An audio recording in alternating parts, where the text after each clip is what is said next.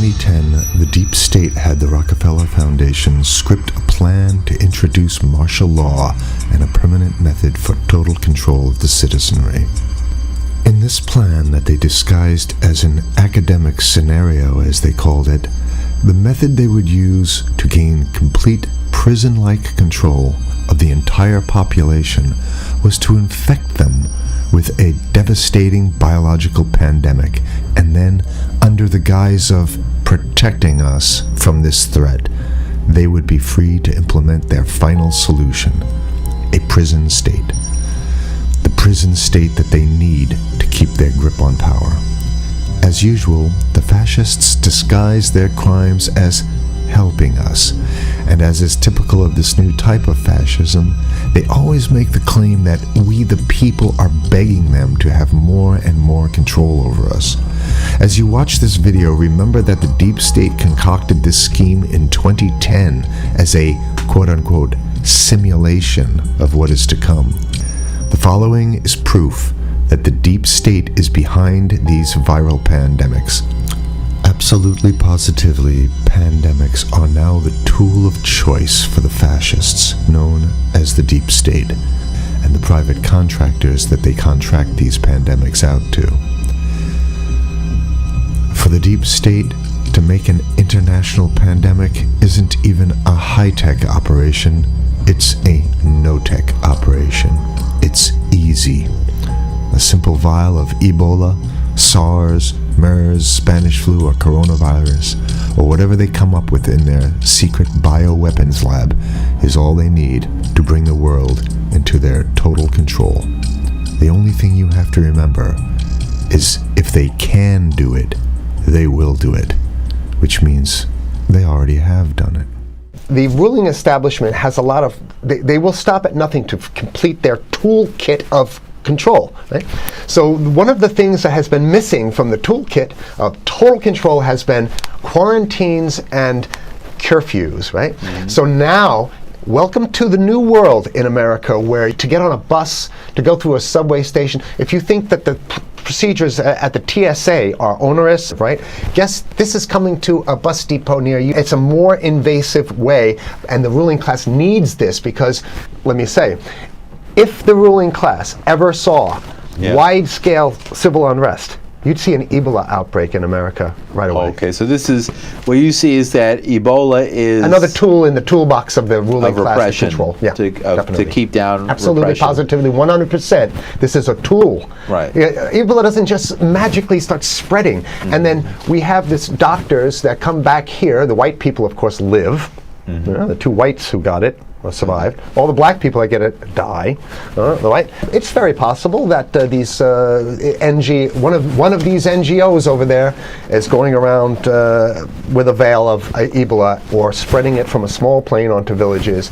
The point is to get hundreds of thousands of people infected with it and create the next phase of control.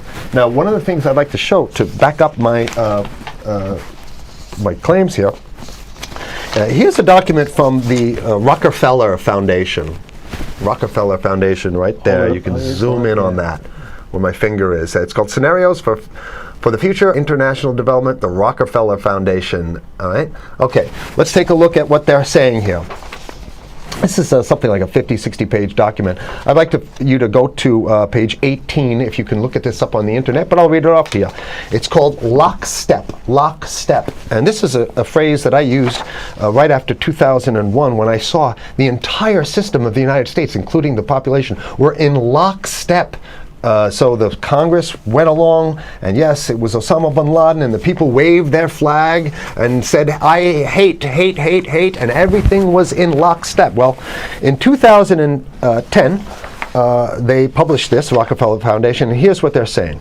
They're saying that they call it a scenario. These are scenario narratives, and they speak about it in the past tense. So they put out this scenario, lockstep. A world of tighter, top-down government control and more authoritarian leadership with limited innovation and growing citizen pushback. Okay, I'll read a little bit of it. In 2012, the pandemic that the world had been anticipating for years, nobody was anticipating a pandemic, finally hit. Unlike 2009's H1N1.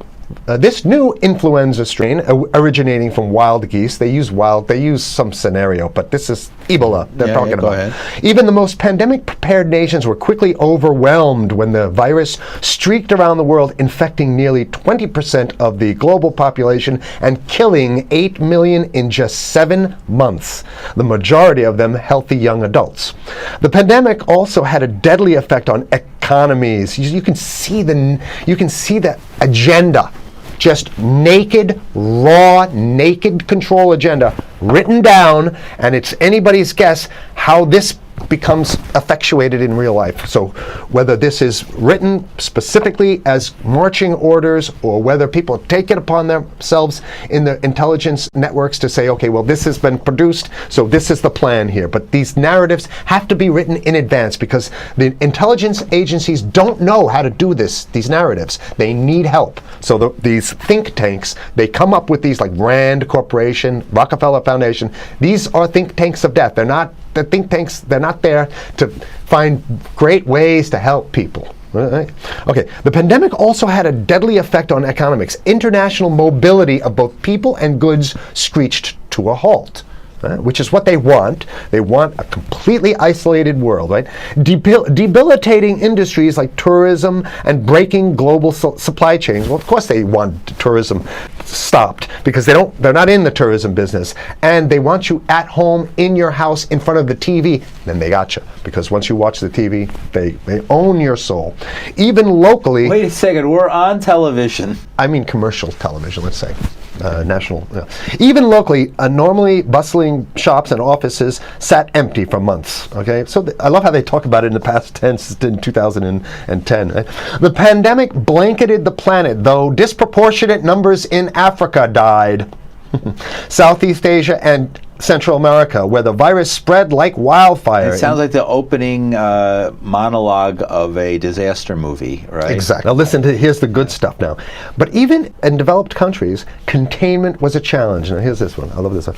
The United States' initial policy of strongly discouraging, in quotation marks, strongly discouraging citizens from flying proved deadly in its leniency. So they're saying, that... No, keep going. Okay, read it. proved deadly in its leniency. So they should have been tougher, right?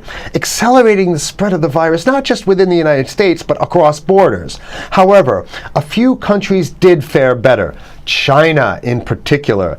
The Chinese government's quick imposition and enforcement of mandatory quarantine for all citizens, as well as its instant and near hermetic sealing off of all borders, saved millions of lives, stopping the spread of virus far earlier than in other countries. So the message is here is we have to look towards the Chinese, the oppressive totalitarian Chinese regime as an example of what we need to be doing here. And of course, the ruling class here loves the Chinese regime because they have demonstrated to the ruling class the most efficient form of capitalism, which is authoritarian capitalism. So we have capitalism, but unfortunately we have this veil. I get it. We have this veil of democracy. This is very interesting. This is continue on. Okay.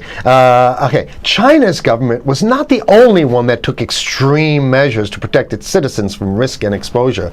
During the pandemic, national leaders around the world flexed their muscles, flexed their authority, and imposed airtight rules and restrictions. You can see the agenda. Okay, go. Okay.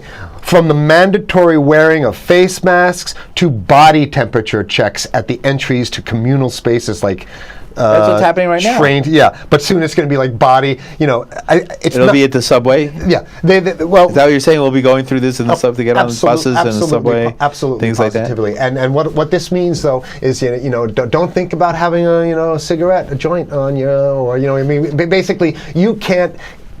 This is a dragnet for everything. So if in order for you in other words, just like with stop and frisk, this is ultimate stop and frisk. This is the ultimate cavity stop and frisk, cavity search kind of thing. All right, so during the pandemic, national leaders around the world flex their authority. Now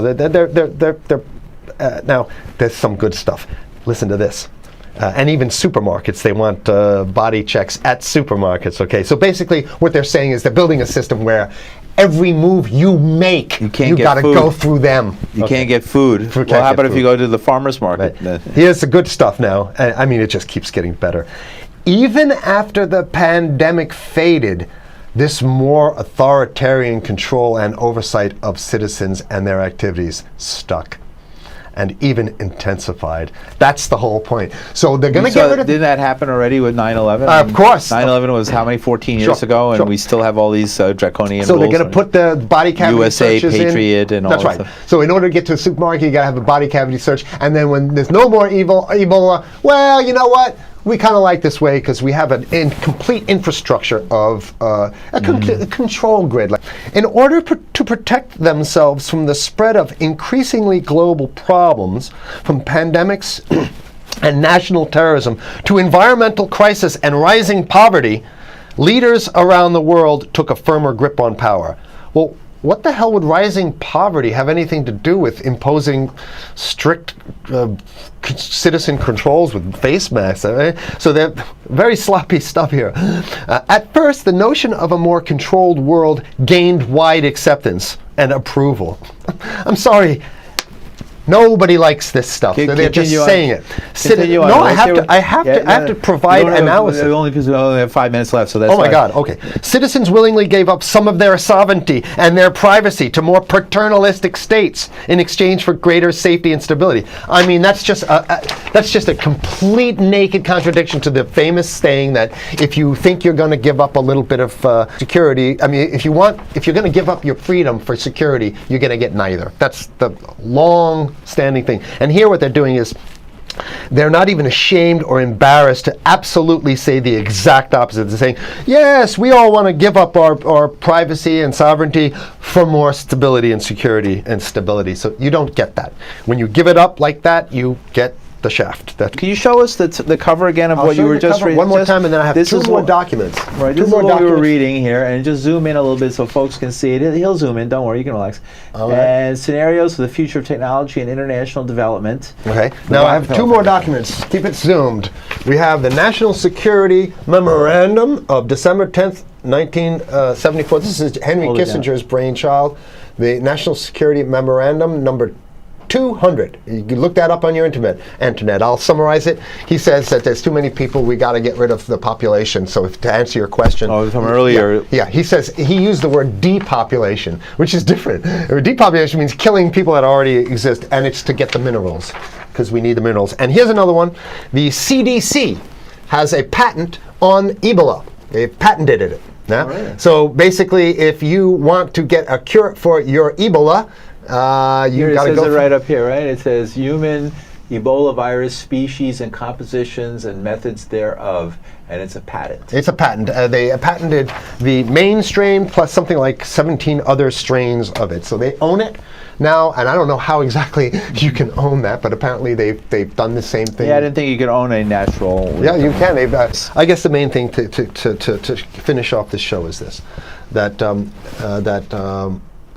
they want to get more control, more and it's going to be curfews and quarantines. So what I'm saying is that unless the American people start to get some new way to revolt, a new way to organize, new way to protest, unless we can break through the apathy, because that's what we have here, then it's going to be a slave state here. The ruling class doesn't seem to have too much resistance. They're getting everything on their Christmas shopping list, and they've been wanting quarantines and curfews for a long time. Now they got it. And if you want to live in a world where you're tricked into all this stuff because it's for your safety, right? And if you want to have a probe and make sure you got to check your pockets, make sure you don't have anything incriminating on you before you go out, and when you step out of your house, you want some police there to monitor and see what you're doing. If that's the world you want to live in, be apathetic, don't do anything. You're going to get that world very soon. It's coming your way, definitely.